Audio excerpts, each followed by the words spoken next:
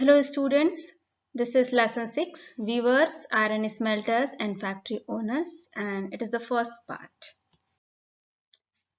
This chapter tells us the story of our crafts and industries of India during British rule by focusing on two industries, naming textile and iron steel.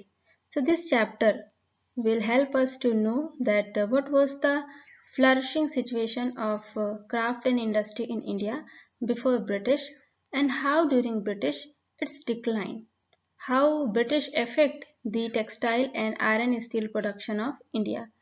So, both these industries were crucial for the Industrial Revolution in the modern world. Mechanized production of cotton textile made Britain the foremost industrial nation in the 19th century. So, this was the 19th century from between 1800 to 1900.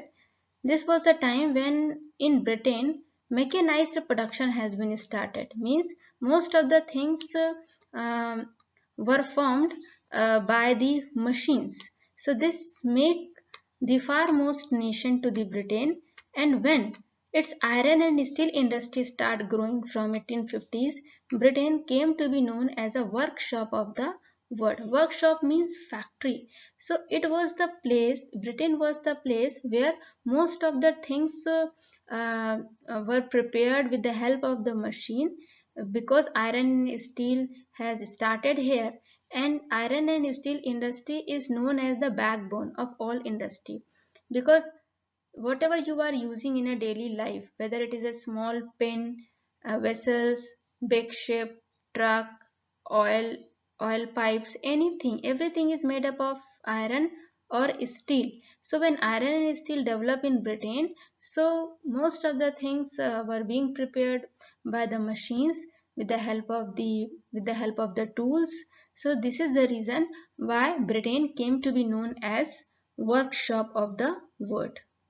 The industrialization of Britain had a close connection with the conquest and colonization of India. Britain में जो industrial revolution हुआ, Britain ने जो industry में सामान को बनाना शुरू किया, उसका एक बहुत बड़ा संबंध इंडिया के कोलोनाइजेशन से भी है, क्योंकि ब्रिटेन इंडिया को अपनी कॉलोनी बना चुका था। कॉलोनी का मतलब यहाँ के सारे रिसोर्स, यहाँ के लैंड रिसोर्सेस, रेवेन्यू रिसोर्सेस, हर चीज को जो ब्रिटेन है वो अपने हिसाब से यूज कर रहा था। तो इस वजह से भी ब्रिटेन का इंडस्ट्रियलाइजेशन को बहुत ज़्यादा बढ़ावा मिला। तो you have seen in chapter 2 that how east India company came here as a trader to do a trade, but slowly and gradually this company had acquired a lot of a territory, and because of this the pattern of the pattern of the trade has been changed. What's happened in the late 18th century? The company was buying goods in India and exporting them to England and Europe, making profit through this sale. Initially company ने क्या किया, यहाँ पर आती थी company, यहाँ company के जो फैक्ट्री ऑफिशियल्स होते थे वो स्पाइसेस, टेक्सटाइल ये सभी खरीद करके यूरोप में, इंग्लैंड में ले जा करके उसको हाई प्राइस पर सेल किया करते थे।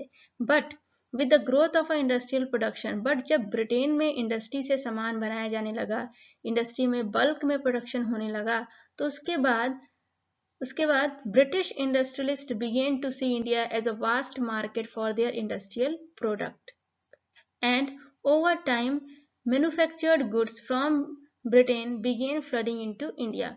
उसके बाद जब इंडस्ट्री से प्रोडक्शन होने लगेगा तो ब्रिटेन अपनी इंडस्ट्री का बना हुआ सामान वो इंडिया में भेजने लगेगा, ठीक है, और इंडिया का पूरा मार्केट ब्रिटिश गुड्स से फुल हो जाएगा। Like present time में we used to listen that our Indian market is flooded with Chinese product.